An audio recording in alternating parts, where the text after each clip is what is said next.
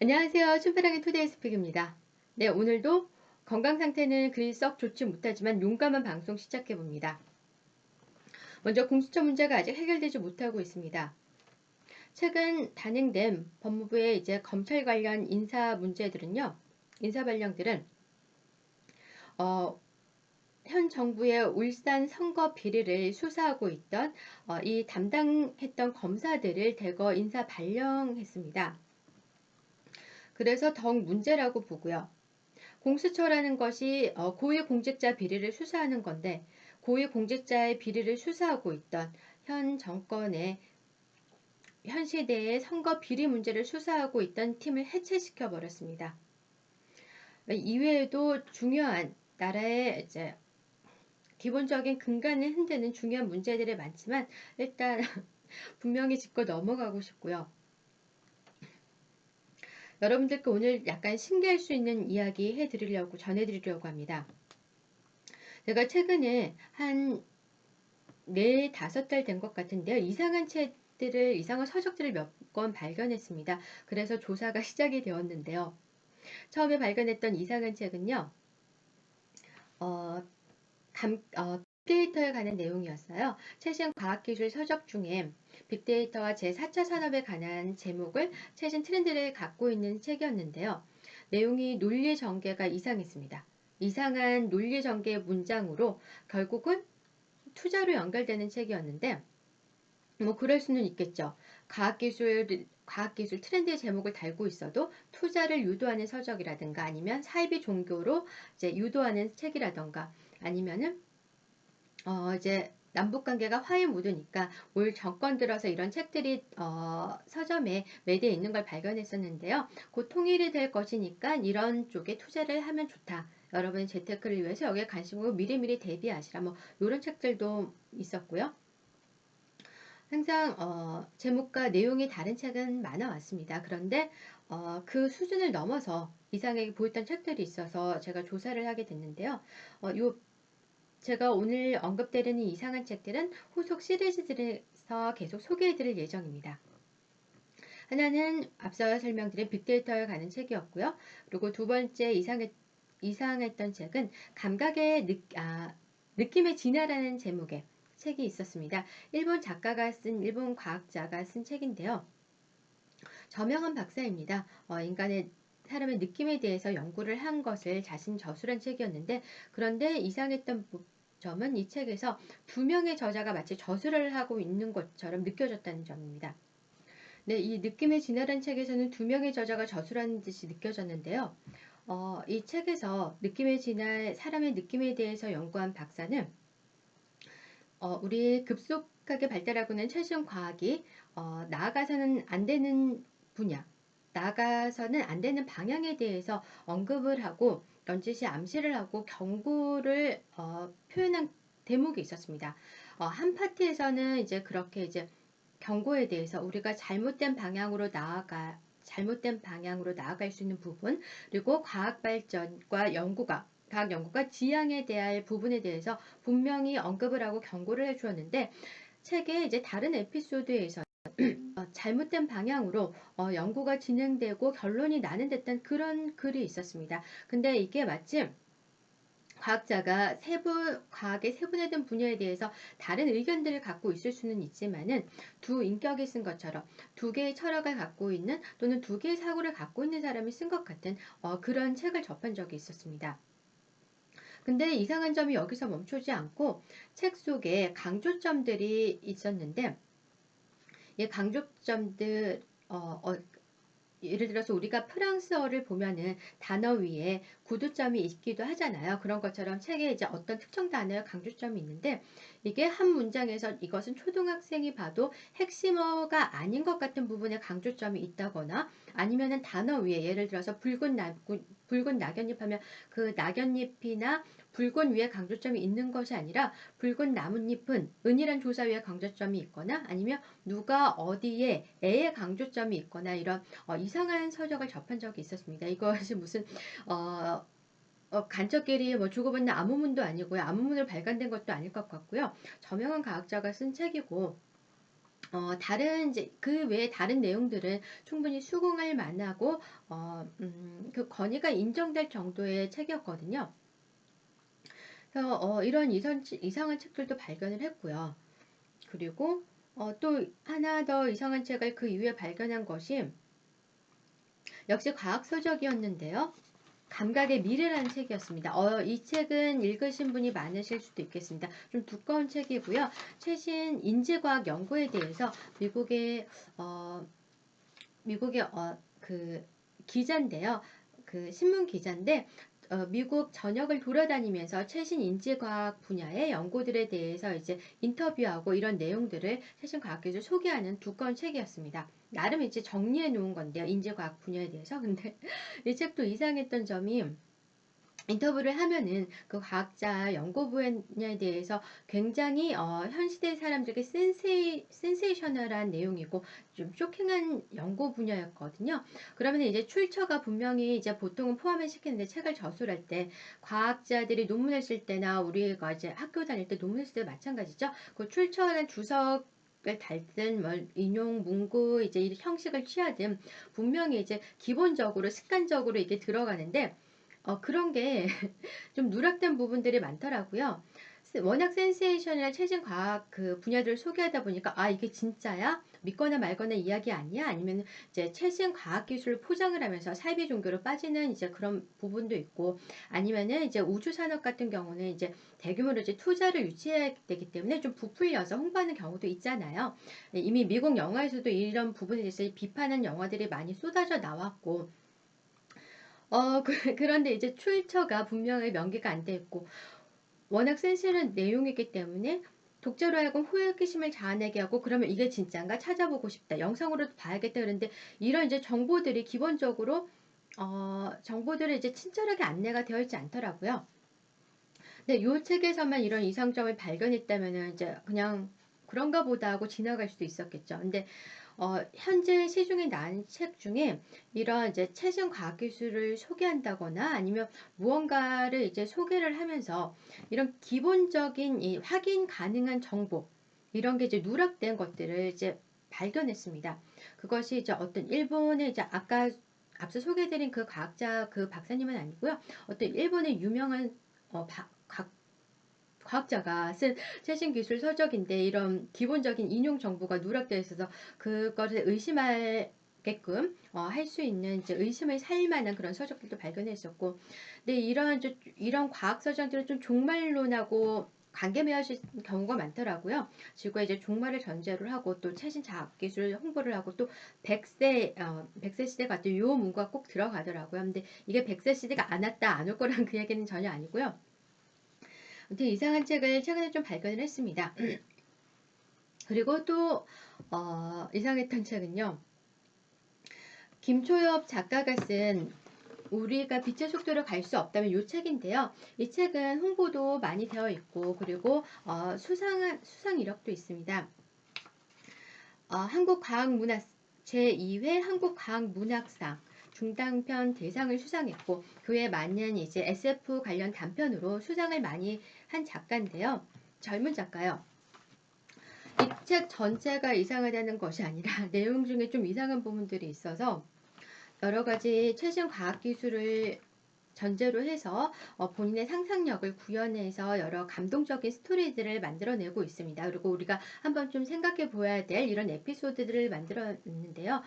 상상력의 측면에서 우리의 이제 상상력과 영감을 자극하고 그리고 사회의 이제 병폐 이런 구조적인 모순이라든가 또 이런 최신 과학기술을 이 작가가 몸담고 있는 과학기술이 발전하면서 우리가 이제 발생될 수 있는 디스토피아 이런 측면에서 우리가 이런 것을 미리 상상해보고 어떻게 나아갈 것인가, 어떻게 수정해 가야 할 것인가 이런 걸 상상해 보는 점에서는 좋았다고 생각합니다. 근데 책의 많은 에피소드 중에 하나 제가 정말 조금 우리 학생들이나 아니면은 일반 대중들이 책이나 이런 이제 지식 분야를 자주 접하지 않는 대중들이 조심하셔야겠다라고 느낀 부분이 있었습니다. 책의 에피소드 중에 어린 아기들에게 이상한 어린 아기들의 대화를 과학자들이 연구를 하는 에피소드가 있는데요. 거기서 과학자들이 어린 아이들의 이제 사고에서 뇌에서 들리는 소리를 연구를 합니다. 근데 이상한 소리가 들리는 거예요. 다른 인격자들이 대화하고 있는 듯한 소리가. 근데 이것이 이제 이 단편에서는 이야기가 진행되어 나가면서 이게 외계 생명체들의 소리다. 이 외계 생명체들은 우리가 아기였을 때 아기로 태어나면은 기생충처럼 아기 몸에 들어가서 생존을 하다가 아기가 뭐 7살 뭐 몇 세 이상가 제가 이제 좀 지엽적인 부분은 확실하게 기억을 안 하는 경향이 있습니다. 양해 부탁드립니다. 뭐 예를 들어서 7살 이상이 되면은 인간의 신체라는 것이 커지기 때문에 외계 생명체가 그 몸속에 공존할 수 없어서 떠난다. 뭐 이런 내용을 담고 있는데요.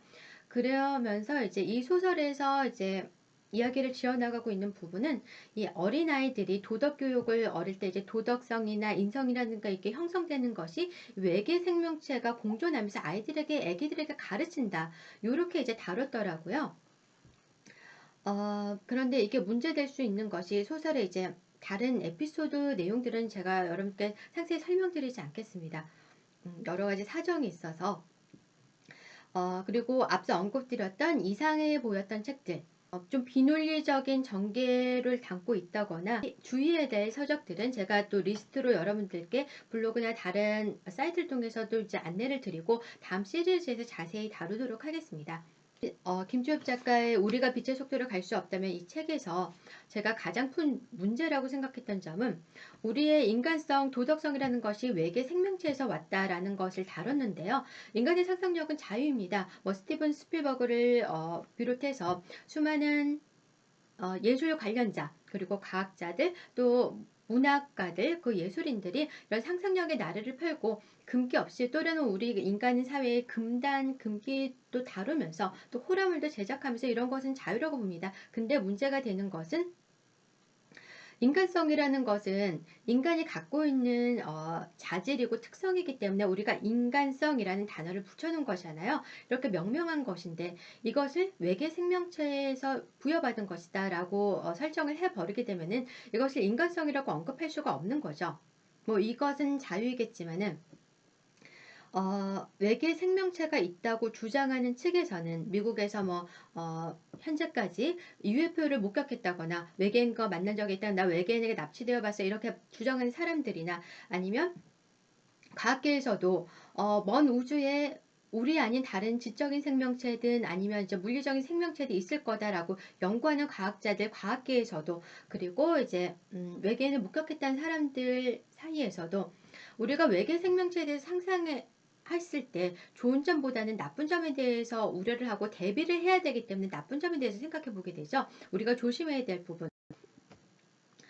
그리고 지적 생명체가 과학계나 학회에서 상상해 보고 추정해 볼 때도 연구를 이렇게 추정하면서 연구를 진행해 시킬 때도 항상 대비하는 것은 이 지적 생명체들이 우리에게 공격적인 성향을 갖고 있지 않나 이런 부분일 겁니다. 이것이 국가 안보와도 또 이제 지구 차원의 안보와도 직결이 연결이 되는 부분이고요. 그런데 외계 생명체가 지적인 생명체가 있다고 해도 이 지적인 생명체가 우리 이상의 도덕성을 겸비하고 있다고는 가정하기 쉽지 않죠. 그리고 우리 수준의 도덕성이나 뭐 인성, 비슷한 무엇을 특질들을 가지고 있다고 해도 인간도 불완전한 존재인데 지적인 생명체 그 안에서 자기들끼리의 도덕성이 어느 정도 도덕성을 갖춘 생명체가 있을 거고 미치지 못하는 생명체가 있을 거고 우리처럼 이기심이나 어떤 이기적인 목적을 달성하려는 생명체들이 있을 거고 그들 안에서도 나눠져 있을 겁니다. 아니면 그 수준에 미치지 못하고 미개한 물리적이고 이제 1차적인 욕구만 해결하려는 그런 생명체가 있을 수도 있을 거고요. 항상 안 좋은 것을 가정해서 대비를 해야 될 텐데 아무리 상상력이지만 인간성이 외계 생명체에서 왔다고 이렇게 가정을 해버리면은 이것이 지금 일각에서 들리는 환청을 듣는 사람들에게나 아니면은 군사적인 목적으로 사운드 심리전, 뭐 초음파 사운드라든가 아니면 뭐 여러 가지 이제 사운드 공격 이런 것을 이제 첨단 첩보전을 펼치고 있는 상황에서 이것이 국민들의 정신 건강도 해하고 있는데 이것이 이런 소설을 우리가 이제 학생들이나 아니면 지적의 이제 저작물을 자주 접하지 못하는 일반 대중이 접했을 때 내가 이상한 사운드를 들었는데 이게 외계 생명체의 소리일 수 있겠구나. 외계 생명체 나한테 조언도 해주네. 나한테 이제 바른 일을 하라고 도와도 주고 때론 칭찬도 해주네. 이게 섞여버리면은 국가 첩보전이 이런 이제 첨단 기술, 첨단 심리전을 사용해서 하는 상황에서도 이것은 심각한 문제가 될 수 있다고 보고요. 다른 부분에서도 조금 이상한 점들이 있었습니다. 이 책에서 저 감동받은 에피소드도 있었습니다. 예를 들어서 한 여성 과학자가 외계 생명체를 찾아서 오래간의 이제 특수 훈련을 거치고 행성으로 가게 됩니다. 근데 자기하고 같이 갔던 일행들이 모두 죽고 자기 혼자만 남아서 그 낯선 행성에서 다른 외계 생명체의 포로가 되어서 오랜 기간 동안 생활하다가 다시 지구로 귀환하게 되는데요. 말도 통하지 않고 몸 생김새도 다르고 이런 외계 생명체들 사이에서 생활하면서 어찌 되었든 이제 생존을 하게 되고, 근데 이제 그녀가 귀환을 해 왔을 때 이제 함께 연구했던 과학계의 동료들과 이제 지구에서 이제 물어보잖아요.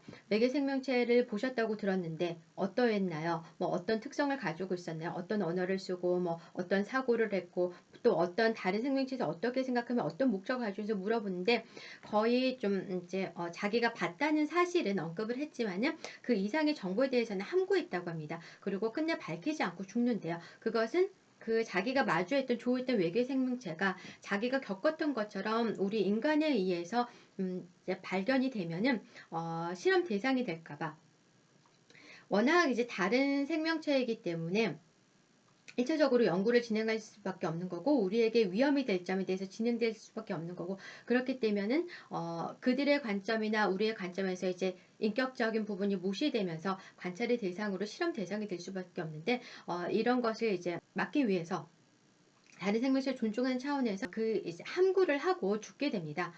이런 건 이제 감동적이었고 또 이제 다른 생명체의 이제 관계를 형성하는 과정에서 전혀 언어가 통하지 않음에도 불구하고 뭔가 교류할 수 있는 부분, 이런 것을 이제 다른 생명체의 이제 생명체를 이제 존중한다든가 이런 시각을 우리가 다시 읽어줬다는 면에서 참 감동적이었던 것 같습니다. 그 외에 다른 감동적인 에피소드는 많았는데 기본적으로 이상했던 점은 작가가 우리 사회의 병폐와 이제 현황에 대해서 인지를 못하고 있는 듯이 느껴졌습니다. 예를 들어서 디스토피아와 유토피아를 다룬 한 에피소드가 있었는데요. 미래가 대본이 미래를 다루고 있는데 미래가 발전을 해서 그 개조 인간을 만들어내게 됩니다. 인간의 단점들을 모두 극복할 수 있는 개조 인간을 만들게 온전치 못한 거야. 아마 정신적인 면에서 그렇겠죠. 그래서 순수한 인간을 이제 보존한다는 어떤 그런 차원에서 다른 행성으로 자신의 자식과 이제 후손을 사는 커뮤니티를 형성해 놓습니다. 그리고 이 커뮤니티 형성된 커뮤니티에서는 굉장히 사람들이 유토피아적 이상적으로 살아가는데요. 그런데 이 유토피아적인 것처럼 보이는 커뮤니티에서 하나의 미션이 있습니다. 성년식을 지구로 다시 귀환해서 이 개조된 인간들 사회의 이제 사회를 자기들보다 낙후되었다고 하는 사회, 그리고 아직 약육강식으로 보이는 이 사회를 경험해보고 다시 본인들의 이제 이상적인 커뮤니티, 유토피아적 커뮤니티로 귀환해서 다시 이것을 제대로 인지하면서 이제 평화롭게 자신들의 체제를 유지하면서 살아가는 이런 성인식을 치르는데요.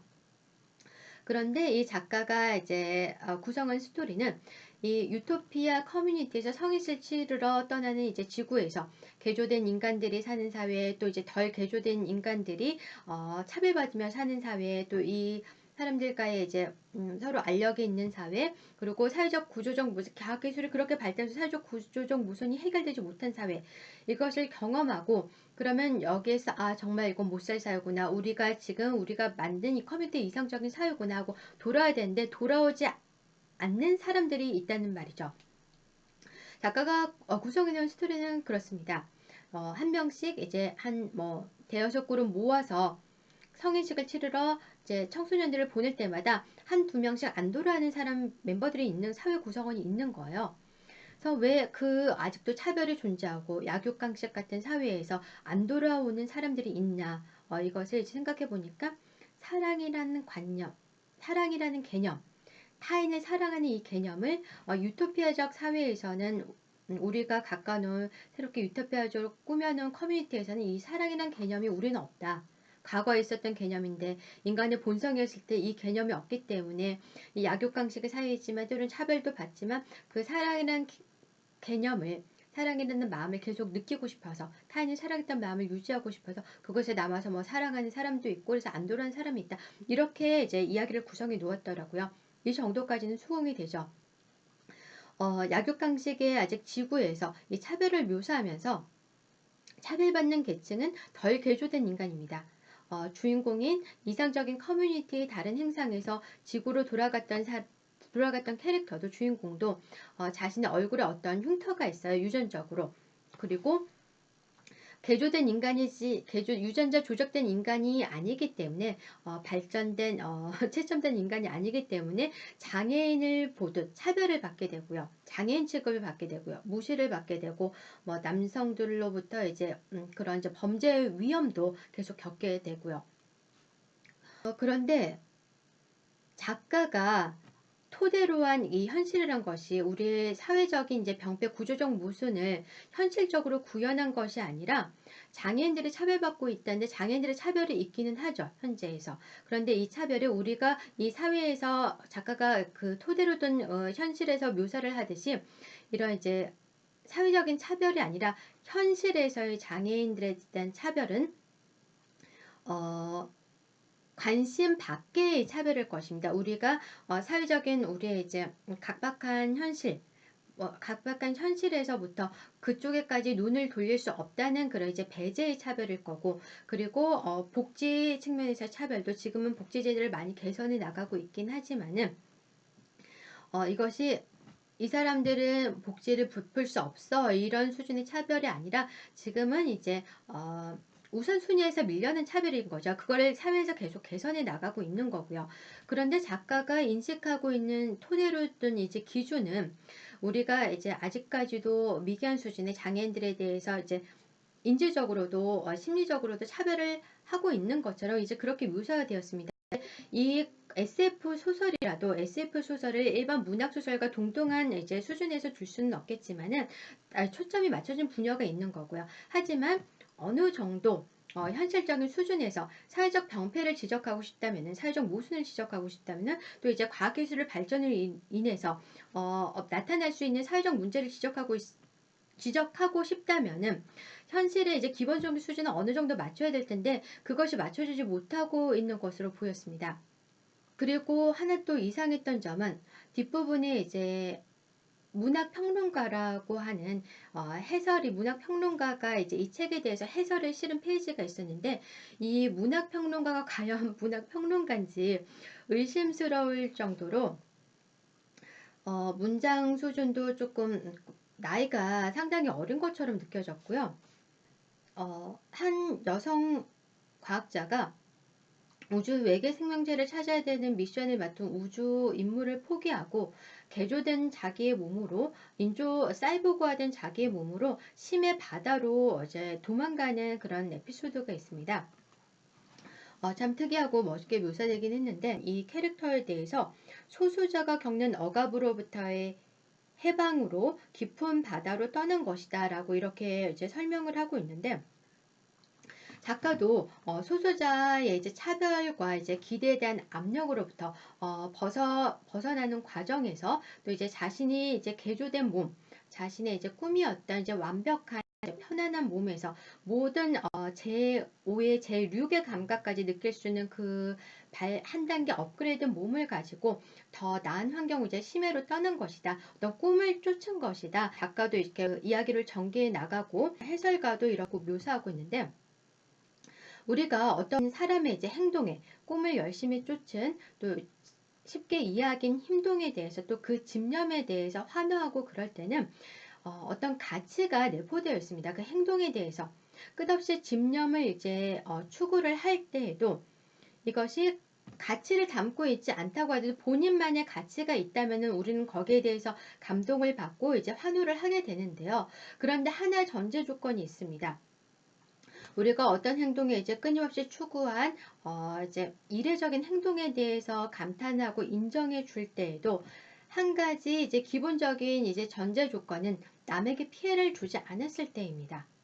그 행동으로 인해서 남에게 피해를 주지 않았을 때, 그때 아 정말 저 사람은 이거 아무도 알아주지 않는데, 누가 이제 알아주지 않는 분야인데 또 자기 혼자 열심히 해서 저렇게 달성을 하고, 자기 뭐 온 생을 바쳐서 10년, 20년을 바쳐서 자기 돈을 다 들여서 뭐 저렇게 해서 했구나. 저것도 인정해 줄 만한 일이겠다. 우리가 이렇게 감탄을 하는 거지. 즉 다시 말씀드리면, 그러니까 그 열정과 집념이 대단하다라고 요 수준에서만, 열정과 집념이 대단하다라고 수준에서만 우리가 감탄을 하고 이제 찬탄을 하는 거지, 그 가치까지 인정해 주는 것은 아닙니다. 그리고 이 캐릭터의 행동은 어, 엄격한 조건을 거쳐서 우주 비행사에 선발이 되었습니다. 그것도 그냥 달 탐사나 다른 행성 탐사하는 것이 아니라 외계 생명체 뭐 그런 것의 탐사를 목적으로 발탁이 된 건데요. 수많은 훈련 시간을 걸쳤고 국가적으로도 엄청난 자본이 투입이 됐습니다. 그리고 온 국민과 지구인들의 기대를 한 몸에 받았고요. 오랜 훈련 시간을 거쳐서, 그런데 그것을 이제 포기하고 잠적해 버립니다. 자신의 신처를 우주 비행에 맞도록 설계하고 인조인간으로 개조한 데만 또 어마어마한 비용과 본인의 고통도, 신체적인 개조란도 고통도 따랐고요. 근데 그 모든 것을 저버리고 심해로 잠적해버립니다. 근데 그 이유가 본인의 이제 감각의 만족이었어요. 네, 이제 제3의 감각, 우리 뭐 4차원, 5차원 이렇게 이제 제3의 감각들을 부르잖아요. 인간이 본래 느낄 수 있는 감각을 넘어서 그 감각을 느끼고 또, 더 추가적인 기능을 한 가지 더 함으로써 이제, 우리가 또 미제 세계를 미제 영역을 탐구하면서 또 이제 조금 더 이제 충격적인 감각을 느낌으로써 이제 느낄 수 있는 황홀감, 소위 이제 쾌락으로 부를 수도 있겠죠. 근데 이제 거기에 이제 만족감을 느끼면서 그 개조된 몸으로서는 이제 바닷속의 환경이 제일 편했나 봐요. 소설에서도 이제 그렇게 설명을 하고 있습니다만, 그래서 이제 심해로 떠납니다. 모든 임무를 저버리고 중단하고 자식도 버리고 뭐 이제 국가에는 재산적 이제 손해, 또 이제 국가적인 망신, 이제 명예 실추 이런 것을 또 자기 동료들 가깝게도 수많은 이제 명예를 실추시키면서 모든 걸 떠나고 바다로 그냥 잠적해 버립니다. 이것을 물론 이야기 스토리로 다룰 수 있습니다. 테마로 다룰 수도 있고 이런 인물이 주인공이 될 수도 있습니다. 왜냐하면 예술의 영역은 창작은 자유고요. 우리가 금단도 예술의 이제 소재로 삼는 거고요. 다만 기본적인 전제가 있다고 봅니다. 문학 작품을 이제 작가들이라는 것이 문학 작품을 창작을 할 때도 우리가 이제 금단을 소재로 삼으면서도 기저에 하나를 두고 있는 것이 있습니다. 그것은 어, 인간이 기본적으로 지켜야 될 가치. 우리가 뭐 인간이라 이런 것을 지칭하지 않고도 타인에게 이제 피해를 주지 않는다는 이런 가치가 있는 거고요. 근데 이 캐릭터는, 수술 속의 캐릭터는 자식을 버렸어요. 뭐 어떤 목적을 위해서 자식을 버릴 수는 있겠지만, 그리고 그런 것이 주인공이 될 수도 있습니다. 자식을 버린 사람, 어떤 목적에 의해서, 상충된 목적에 의해서 살인을 한 사람 충분히 주인공이 될 수 있죠. 근데 이런 인물들이 주인공으로 묘사될 때에도 작가라면은 기본적인 문학 작품에서는 그것에 대해서 이제 우리가 인지를 할 수 있도록 서사가 진행이 됩니다. 이런 부분 나쁜 부분이다. 선택한 데에는 이제 뭐 참작의 재판 뭐 이제 용어를 쓴다면 선택의 과정에는 이제 참작의 사유가 되지만은 이해는 할 수 있지만은 이런 암묵적인 서로 이제 공유된 가치들이 전달이 되죠. 저런 결단을 할 수도 있겠구나. 본인의 감각의 만족을 위해서 자신이 그 제5의 감각이 개조된 인간의 몸으로서 이제 불가능을 넘어서서 저게 본래의 자신의 이제 꿈이었구나. 자신의 존재의 목표였구나. 저 캐릭터는 저렇게 느꼈구나. 그래서 그런 선택을 했구나. 모든 것을 다 버리면서까지 이해는 할 수 있죠. 그런데 이런 캐릭터가 묘사가 되고 이런 이야기가 문학작품 속에 예술작품 속에 담겨진다고 하더라도, 작가든 예술가든 담는다고 하더라도, 이런 선택을 했지만 이 선택은 우리의 가치로서 하면은 남들에게 피해주는 선택에 이런 이제 기본적인 전달되는 것이 있는데, 이 작품에서 이 작가는 그런 것이 전무해 보였습니다. 음, 이해될 수도 있겠다. 이런 수준에서 서사가 진행이 되었어야 한다고 봅니다. 그런데 이 가치가 모두가 이해될 수 있는 가치인 것처럼 모두가 다른 조건들은 배제하고, 아, 본인의 꿈을 쫓았구나. 그래서 심해로 떠났구나. 저 개조된 몸으로 막대한 국가 예산이 투입이 되고 모든 과학계와 지구의 운명을 저버리면서까지 자기 자식을 버리면서까지 저렇게 꿈을 쫓아 떠난 것처럼 본인의 이제 본능과 무엇을 추구한 것처럼 이렇게 이제 이야기가 진행이 되었는데요. 그냥 그것은 그냥 이제 집념, 어떤 이제 본인의 열정, 그것을 이제 추구했다. 그 수준에서만 이제 이야기가 진행이 되고 읽는 독자로 하여금도 그렇게 느끼게 저술이 되었어야 할 것 같습니다. 그리고 우리가 네, 그리고 또 여러분이 좀 쉽게 이해하실 수 있도록 비유를 하나 들자면요. 이것은 마약 중독과도 같다고 생각합니다. 본인의 감각의 만족을 위해서 어떤 선택을 내리고 그 선택을 함으로써 가족을 버리게 되고 어떤 기본적인 것을 포기하게 인간이라는 이제 존재 자체까지 포기하게 된 거잖아요. 이것은 비유해 보자면 작가가 이런 거에 대해서 알고는 어느 정도는 잘못된 부분이 있다라고 언급을 해 줬다면은 독자가 읽게끔 이게 표현이 되었다면 제가 굳이 이 비유를 들 필요는 없을 겁니다. 하지만 이제 그런 게 이제 여러 다른 에피소드에서도 조금 이상한 부분들이 보였기 때문에 미국의 마약 중독자들 있잖아요. 이것이 범죄자들만 아니면 조금 심적으로 나약한 사람들만 마약에 손을 대는 것이 아니라 약물 중독이라는 이런 이제 측면에서 미국은 이런 게 이제 큰 사회 문제인데요. 일반 가정 주부들뿐만 아니라 이제 학생들도 본인 스트레스를 받을 때나 이제 고통스러운 현실에서 잠시 벗어나고 싶을 때 뭐 마리아나 같은 이제 가벼운 마약 그 약물 중독에 빠지는 경우가 미국은 이제 큰 사회 문제입니다. 그래서 약물 중독 센터에서 치료를 받고 나오는 경우도 이제 종종 있고요. 그 약물 중독 센터에 치료를 받고 들어가 있는 동안 또 자식들이 이제 고통을 겪게 되죠. 엄마가 나를 방치했기 때문에 이제 겪는 고통들 우리 영화나 미국 드라마에서 이제 쉽게 접할 수 있는 내용들이죠. 근데 이제 약물 중독이 된다는 것이 이제 마약을 한다는 것이 무엇입니까? 우리가 남에게 해를 끼치기 위해서 내가 범죄를 저지를 거야 라고 약물 중독을 시작하는 약물에 손을 대는 게 아니잖아요. 잠시 내 스트레스를 풀기 위해서 고통을 잠시 잊기 위해서 아니면 조금 기분 좋게 하기 위해서 이제 약물 중독을 시작하게 되는 건데 근데 이 결과는 어마어마합니다. 이제 가벼운 약물 중독, 본인이 컨트롤스 약물 중독에서 끝나는 것이 아니라, 이게 중독되기도 쉽고 일정 수준이 넘어서면은 이제 가족도 버리는 격이 돼 버리고, 그리고 본인 자체를 포기하게 되는 거죠. 본인 인생 자체를 본인이 컨트롤할 수 없기 때문에 약물 중독이 되어버린 본인 인생 자체를 버리게 되는 것이거든요.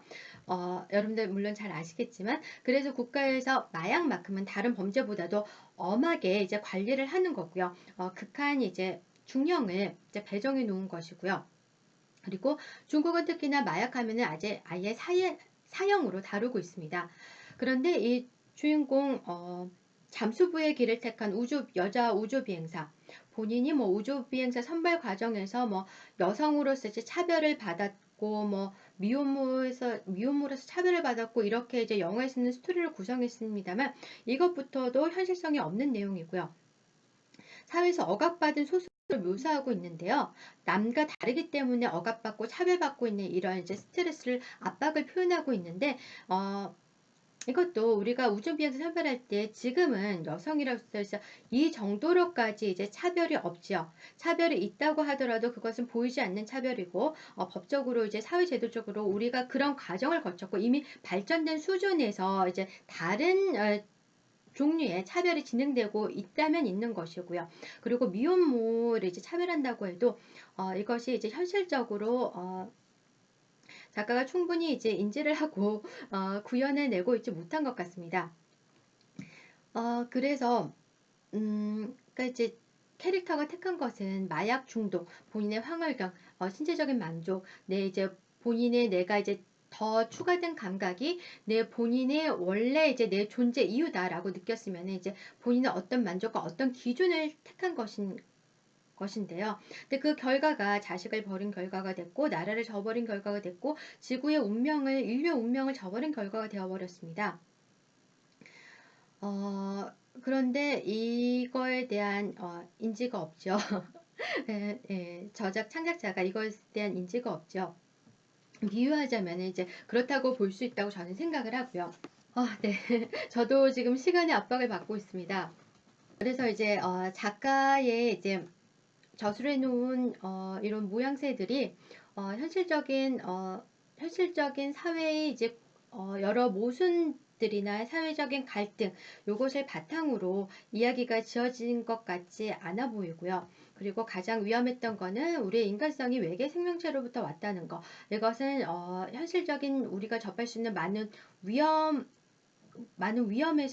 위험을 바탕으로 할 때 굉장히 이제 어, 위험한 소재 선택이라고 생각합니다. 특히 학생들이나 아니면은 지적 저작물을 쉽게 접하지 않는 사람들, 독자들이 읽었을 때, 그리고 이런 국가 간의 첩보전, 최첨단 이제 사운드 첩보전, 요런 것이 있는 상황에서는 굉장히 위험한 주제라고 보고요. 문학평론가, 뒤에 해설을 실어놓은 문학평론가도 본인의 이제 초월된 감각으로 모든 것을 버리고 심해로 떠난 우주 비행사에 대해서 소수자가 겪는 억압과 해방으로부터 깊은 바다로 떠난 것이라고 평가해 놨는데 요것도 이해가 되지를 않고 그 외에 작가가 이제 지은 많은 에피소드들을 하나의 이제 시각으로 본다면 이 문학평론가는 이렇게 정리해 놓고 있습니다.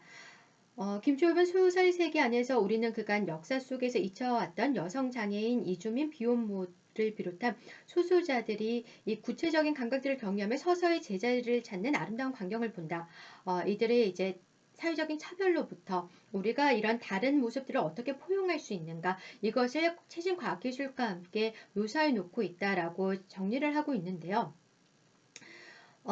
평론가가 이것을 이제 발견했어야 한다고 생각합니다. 작가가 이런 이제 우리 사회의 소외계층이나 우리와 다르게 느껴지는 계층, 뭐 여성, 장애, 이주민, 비혼모 이런 것을 다른 부분을 현실적으로 다루지 못했다는 것을 평론가라면 이것을 인지하고 여기서 어떤 수정이나 아니면 작가를 보완해 줄 수 있는 쪽으로 서술이 되어 할 텐데 그도 그렇지 못하고 오히려 작가보다도 시각이 조금 부족한 부분에서 이제 해설이 들어가 있는 것으로 보이고요. 일단 요거는 이제 조금 더 언급할 부분이 있었지만은 시간 관계상 요 정도로 여러분들께 소개해 드리겠습니다. 그리고 앞으로 이제 소개해 드릴 이상 서적들과 관련해서 우리 사회에서 이제 비논리적인 상황들이 증가하고 있는데요. 이것이 비단 사회 정치적인 분야에서 뿐만이 아니라 우리가 길을 가면서도 이런 비논리적인 부분을 현장들을 목격하신 분들이 있으리라고 저는 생각합니다. 비논리적인 이제 상황들을 여러분들도 직장이나 아니면 학교들에서 접하신 경우가 있으실 거고요. 이것이 때로는 비논리적인 상황들이 어떤 정도냐면 집단지능 태화 정도로 이런 정도로 느껴지시는 분이 저만은 아닐 거라고 생각합니다. 그리고 단기 기억 상실 이건 또 여러분들의 이제 지인이나 주변에서 아니면 본인의 경우 나 건망증이 좀 는 것 같아 이 수준이거나 그 이상으로 느끼신 분들도 계실 거고요. 제가 목격했던 이상했던 부분은 제가 한 2년 전에 일했던 일터에서 환경미화원으로 일하시는 할머니 할아버지를 본 적이 있는데요. 청소를 업장을 정리해 주시는 할머니 할아버지가 어느 날 제게 굉장히 이상한 모습으로 보였던 적이 있었습니다. 어, 마치 온몸이 마비된 듯이 몸이 마비된 상태로 청소를 하시는 듯한 다른 것은 인지가 안 된 상태에서 청소만 본인이 맡은 임무만 계속 하시는 모습이 이제 비춰진 적이 있었어요. 목격한 적이 있었어요. 이게 이제 몸이 마비된 상태처럼 보였고요. 그리고 표정이 굳어 있어서 굉장히 무슨 시체처럼 굉장히 무서운 표정이었습니다. 어, 정말 어느 정도는 사람처럼 보이지 않을 정도였어요. 표정이 이제 조금 경직되어 있고 이제 감각으로만 마비된 듯한 정말 이제 무서운 표정, 좀비 같은 좀 굉장히 무서운 표정으로 일만 열심히 하고 계셨는데요. 근데 이제 처음에 봤을 때는 이제 제가 그 할아버지 할머니 두 분의 그런 이제 마치 로봇처럼 본인 일만 이제 뭔가 사고나 이제 감각들이 막혀서 열심히 하고 있는 모습들을 보면서 제가 처음에 들었던 생각은, 아, 저런 이미지의 사람을 직원으로 뽑나? 이런 생각을 했었습니다. 그게 왜냐하면은 다른 사람이 볼 때도 어, 직원을 채용할 때 이제 본인이 맡은 부분에 채용된 부분에서 일만 열심히 하면 되잖아요. 그게 맞기는 한데 다른 사람이 봤을 때 이상하게 보인다거나 어떤 심리적 불쾌감 정도 이상의 공포감을 줄 정도라면은 채용자가 채용을 하지 않겠죠. 그래서 우리가 면접을 보는 거고요. 근데 제가 딱 그 두 분을 목격했을 때 다른 시간대에 일하셨는데 어, 저런 분들을 채용하나? 그러니까 그 정도로 무서웠어요. 볼 때 일하는 모습이 또 이제 표정들이 그 조금 굉장히 무서웠거든요. 그런데 그 다음날 한 이틀 뒤였나 또 봤을 때는 온기가 있더라고요. 표정에 온기가 있고 사람 눈빛이 살아있는 눈빛이었고, 할아버지는 심지어는 굉장히 이제 맑은, 굉장히 이제 정신 상태가 맑고 본인의 주관까지도 보일 정도로 그런 모습을 목격했습니다. 전혀 다른 사람처럼 보였어요. 여러분 혹시 그런 거 목격하신 적은 없는지. 어, 그래서 제가 그분들을 정말 오해했을 수도 있었다고 이제 그때 느꼈죠. 아, 정상적인 분이네? 오늘은 정상으로 보이네? 사람 얼굴 표정이네? 동작도 자연스럽네? 이렇게 느꼈는데 또 다른 날은 굉장히 로버트처럼 이것만 이제 경직되게 움직이고 표정 완전히 굳어있고 그런 모습을 본 적이 있었거든요. 그리고 지나가다가 햄버거 가게였어요. 패스트푸드점이었는데, 제가 햄버거를 먹으러 갔어요. 먹으러 왔는데, 한, 40대 초반? 40대 초반 이제 남자분이, 잠시 알바셨는지 아니면 취직을 하셨는지, 패스트푸드점에서 종업으로는 일하고 계셨는데, 굉장히 빨리 움직이시는 거예요. 근데 빨리 움직이는 속도가 이제 본인이 하루에 어떤 몇 시까지 처리해야 될 업무량이 있잖아요. 그러면은 본인이 평소 속도보다 스피드하게 나의 초능력을 발휘해서 움직여서 업무를 처리할 수밖에 없는데, 이게 정말 정상적으로 이해 불가능한 속도였어요. 움직이시는 게. 분위기가 제가 처음에 든 생각은 이것이었습니다. 아, 여기 매니저 누구지? 매니저인데 사람을 저렇게 일을 시키나? 어, 이거 근로 환경이 있고 이상하네. 이런 느낌을 받았어요. 왜냐하면 사람이 정상적으로 처리할 수 없는 수준으로 막 움직이고 계셨고, 그리고 본인이 그 정도 속도로 움직여서 일을 해야 된다면 이거는 분명히 고용주가 사람을 이제 그 노동 착취를 하고 있는 그런 모습이었거든요. 근데 이런 거 목격하신 적이 있으신지. 이게 자유민주국가에서는 있을 수 없는 일이고, 근로 착취라는 것이 그 정도 근로 이제 환경으로 근무를 시킨다는 것은 뭐 저 지방 뭐 섬으로 가야 우리가 목격할 수 있는 거고요. 근데 이게 시내에서 제가 목격한 광경이었거든요. 그래서 여기 매니저 누구지? 뭘 어떻게 일을 시키길래 저분이 저렇게 무언가 쫓기듯이 누구한테 감시당하는 듯이 저 정도로 이게 걸레가 이렇게 날아가면서 일할 수가 없는 건데, 정말 바쁘면은 내가 이제 내 의지로 그거는 내 선택에 의해서 초능력을 발휘하면서 일하는 거지. 근데 그런 분위기가 전혀 아니었거든요. 여러분들 이런 거 목격하신 적이 있으신지, 비상식적인 현장 목격하신 적이 있으신지. 근데 이것이 제가 요즘에 이제 목격하고 있는 사회 비이상적인 부분에서는 지역마다 그리고 또 시간마다 다를 거라 생각합니다. 지금은 여러분이 목격을 못하실 수도 있을 것 같아요. 그렇다면은 여러분 기억력이 가물가물해지셨더라도 뭐 반년 전에 조금 더 지나가서 뭐 6개월, 7개월 전에 이런 거 이상한 부분들, 어, 누군가 일하고 있는데 조금 이상한 모습으로 일한다. 아니면 사람이 태도가 부자연스러워 보인다. 이런 거 목격하신 적은 없으신지 여러분들께 질문 드리고 싶습니다.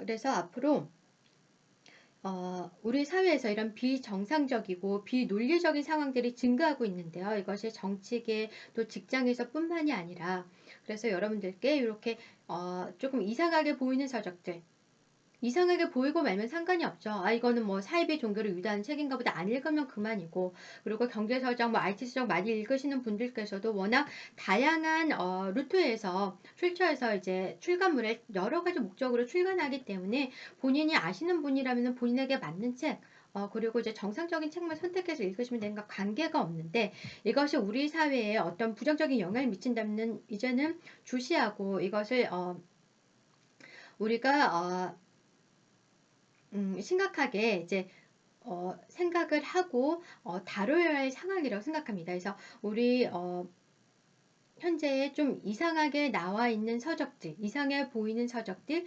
비논리적으로 서술된 비논리적인 결과를 담고 있는 것이 아니라 그냥 자체가 비논리적으로 서술이 되는, 문장 자체가 서술이 되는 서적들, 그리고 이것이 우리에게 위험할 수 있는 서적들, 그리고 학생들, 그리고 지적 저작물들, 지적인 환경에 자주 접하지 않는 대중들에게 위험할 수 있는 이런 서적들을 제가 여러분들께 소개해드리고, 그리고 이런 이상점들을, 사회의 비논리적이고 비상식적이 증가한 부분에 대해서 여러분들과 함께 이야기 나눠 나가려고 합니다.